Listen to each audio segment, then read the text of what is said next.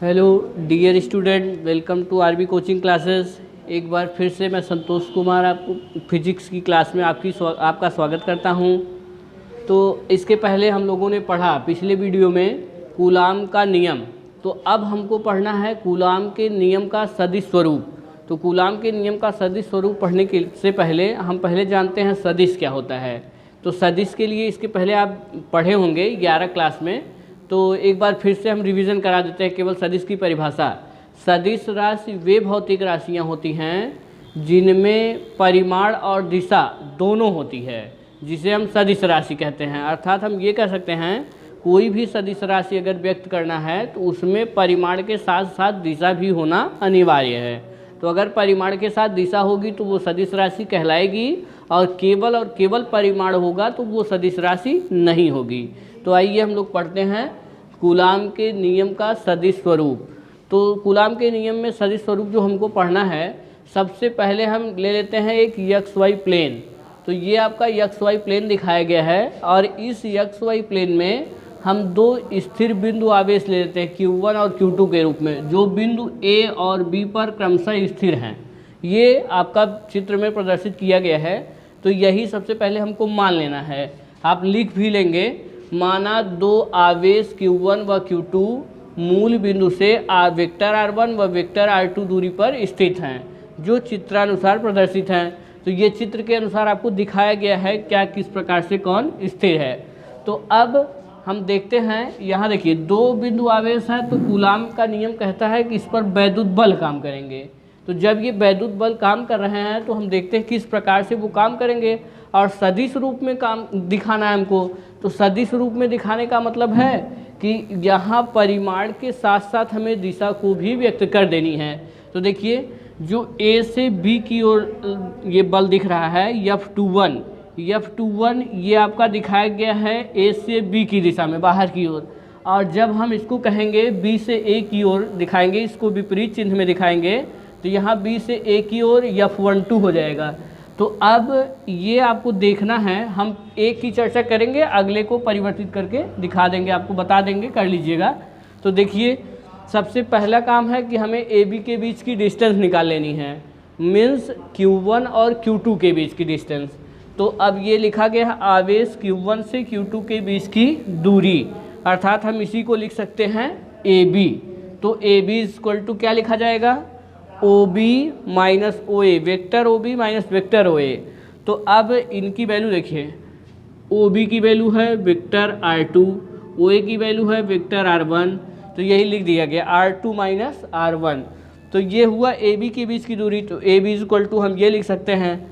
अब अगर हमें इनका एकांक मान निकालना है, अर्थात एकांक सदिश निकालना है, तो एकांक सदिश के लिए आप पढ़े हैं, जानते भी हैं कि हम लिख सकते हैं ये R12 एकांक vector R12 is equal to vector R12 upon में माडा R12।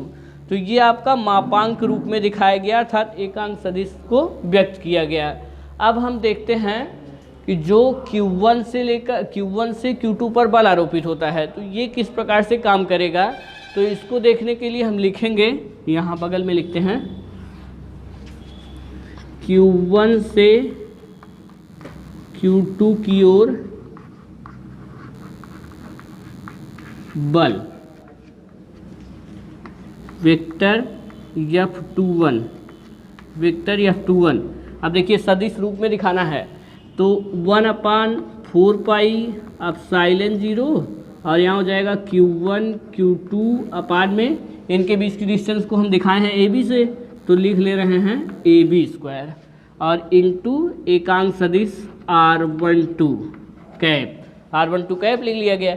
अब देखिए AB की वैल्यू को हम यहाँ निकाले हुए हैं, AB इक्वल टू हम लिख सकते हैं R12।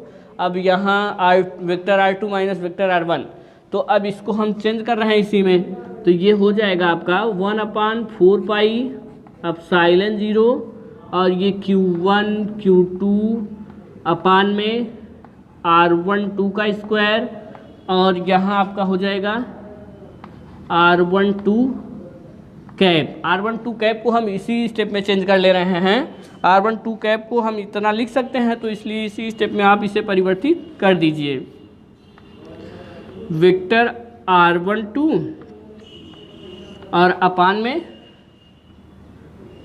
माड ऑफ r12 ये। अब ये भी परिमाण को दिखाता है, ये भी परिमाण को दिखाएगा। तो इनका और इनका हम आपस में मल्टीप्लाई भी कर सकते हैं। तो जब इनका आपस में मल्टीप्लाई करेंगे तो हम लिख सकते हैं 1/4 पाई एप्सिलॉन 0 और ये Q1 Q2 और अपान में यहाँ इसका मल्टीप्लाई करेंगे तो r12, इसका r12 का क्या लिख सकते हैं, r12 का होल क्यूब और इंटू r12 वेक्टर r12 ये होगा। अब देखिए ये वेक्टर r12 लिखा गया। अब इसमें यहाँ आपको फिगर में दिखाया गया है वेक्टर r12 को हम ये भी लिख सकते हैं r2 vector r2 minus vector r1। तो इसको देखने के लिए यहाँ स्पेस कम है तो हम इसे इरेज करके तब लिखते हैं। देखिए यहाँ हम लिख सकते हैं ये इतना होगा f21 is equal to vector f21 is equal to 1/4 pi epsilon 0 और यहाँ Q1 Q2 अपान में r12 का होल क्यूब। और देखिए यहाँ हम वेक्टर को चेंज करेंगे, वेक्टर r12 को हम चेंज कर देंगे vector r2 minus vector r1 ये हुआ। अब इसी प्रकार इसी के क्रम में हम इसको भी परिवर्तित कर सकते हैं, लेकिन यहाँ हमें मापांक रूप में लिखना होगा। तो मापांक लिखने के लिए हम यहाँ माड लगा देंगे तो 1/4 पाई एप्सिलॉन 0 और ये हो जाएगा Q1 Q2 अपान में माड ऑफ r2 माइनस r1 का होल क्यूब ये, और यहाँ आपका रहेगा r2 vector r2 minus vector r1 ये आपका सदिश स्वरूप है।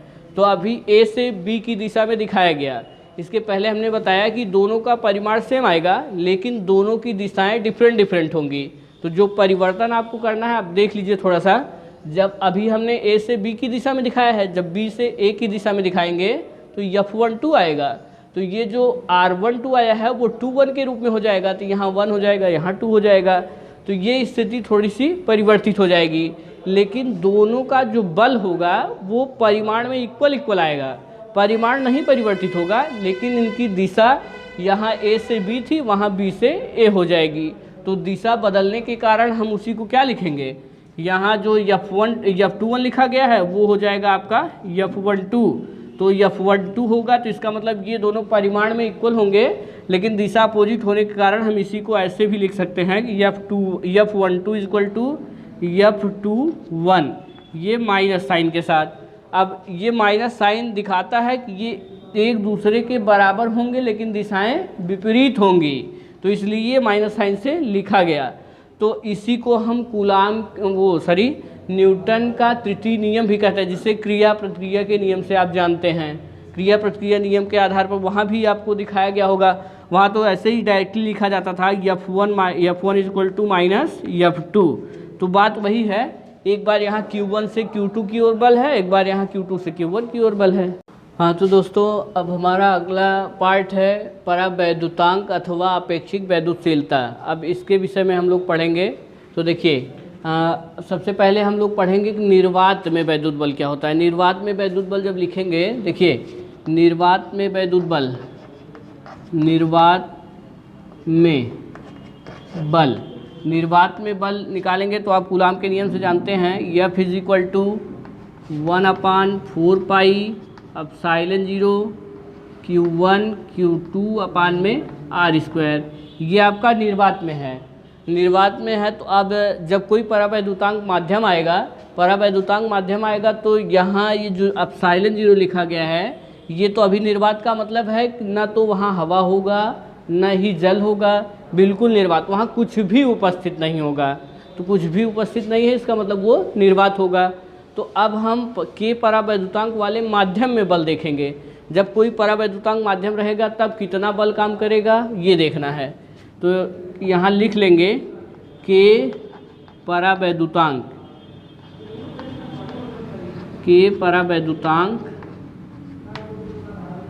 वाले माध्यम में बल। देखिए जब परावैद्युतांक वाला माध्यम आ जाएगा तब बल कितना होगा, F is equal to 1/4 pi epsilon 0 K Q1 Q2 upon में R स्क्वायर।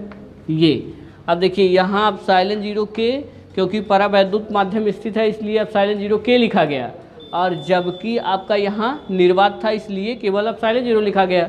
तो ये निर्वात का है तो इसे F लिख लेते हैं, ये माध्यम का परावैद्युतांक वाला है तो इसलिए इसे F ही हम लिख लेते हैं। ये किसी भी मीडियम में हो सकता है। तो अब अगर इसे हम दो इक्वेशन बना लें, ये इक्वेशन फर्स्ट और ये आपका सेकेंड, तो इन दोनों इक्वेशनों में देखिए अब हम कंपेयर करेंगे। तो और एक चीज़ आपको बता दें, जो परावैद्युतांक वाला माध्यम रखा गया है जहाँ एप्सिलॉन 0 K आया है, ये एप्सिलॉन 0 के प्लेस पर एप्सिलॉन 0 K आया है। सॉरी, ये एप्सिलॉन 0 ये जो आपका आया हुआ है एप्सिलॉन 0 K, इसको हम ओनली एप्सिलॉन लिख सकते हैं। तो ओनली एप्सिलॉन लिखने का मतलब है कि यहाँ से हम कह सकते हैं epsilon 0 K is equal to epsilon. तो ये आपका हो जाएगा F M is equal to 1/4 pi epsilon, और यहाँ हो जाएगा Q1 Q2 अपान में R स्क्वायर। तो इसे सेकंड इक्वेशन ना बना करके इसे बना लिया जाए, या फिर इसे सेकंड बनाए ही रखते हैं, इसी को थर्ड कर देते हैं। ये हो गया। अब इनमें हमें रिलेशन निकालना है एप्सिलॉन 0 और एप्सिलॉन में। इसमें देखिए ये जो आपका एप्सिलॉन 0 लिखा गया है और ये जो एप्सिलॉन लिखा गया है, दोनों में रिलेशन निकालने के लिए अगर हम इनमें भाग दिलवा दें, समीकरण 1 में समीकरण 3 से भाग कराएं, समीकरण 1 और समीकरण 3 में भाग कराने पर देखिए भाग देने पर क्या होता है। समीकरण 1 में 3 से भाग करवाना है, तो चलिए ये लिख लेते हैं। समीकरण 1 में 3 से भाग देने पर देखिए तो ये हो जाएगा F अपान में FM और is equal to 1/4 pi epsilon 0 और यहाँ Q1 Q2 अपान में R स्क्वायर, और ये टोटल डिनोमिनेटर 1/4 पाई एप्सिलॉन, और ये हो जाएगा Q1 Q2 अपान में R स्क्वायर। तो आप देख रहे हैं इसमें ढेर सारी चीज़ें, ये टोटल टर्म कैंसिल हो जाएगा, और 1/4 पाई से भी कैंसिल हो जाएगा। तो यहाँ बच रहा है आपका F अपान में FM और इज इक्वल टू देखिए 1/एप्सिलॉन 0 है और ये 1/एप्सिलॉन है, 1/एप्सिलॉन 0 और 1/एप्सिलॉन। अब ये ऊपर मल्टीप्लाई करेगा तो इसी को हम लिख सकते हैं यहाँ इज इक्वल टू करके एप्सिलॉन अपान में एप्सिलॉन 0, एप्सिलॉन अपान एप्सिलॉन 0 लिखा गया है, जो आया हुआ है F अपान FM के इक्वल। तो इसके बाद देखिए यहाँ एक आपको लिखा गया कि एप्सिलॉन 0 K के प्लेस पर हमने एप्सिलॉन लिखा था। अगर वहाँ से हम कंपेयर करेंगे तो हमें मिलेगा, क्योंकि epsilon 0 K is equal to epsilon, तो यहाँ हम K की वैल्यू अगर निकालते हैं तो ये हो जाएगा एप्सिलॉन अपान एप्सिलॉन 0।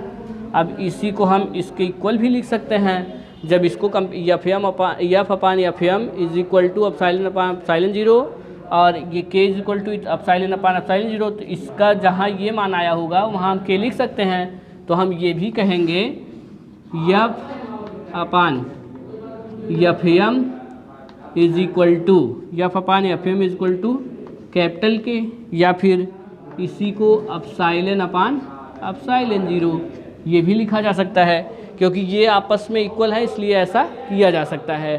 तो अब इतना करने के बाद हम इसी को परिभाषित करेंगे। इस परावैद्युतांक माध्यम K को परिभाषित करने के लिए एक परिभाषा हम बोल रहे हैं, इसको नोट कर लीजिएगा, या कहिए तो फिर हम इसमें नोट भी कर दे रहे हैं, एक बार बोल दे रहे हैं फिर नोट कर दे रहे हैं।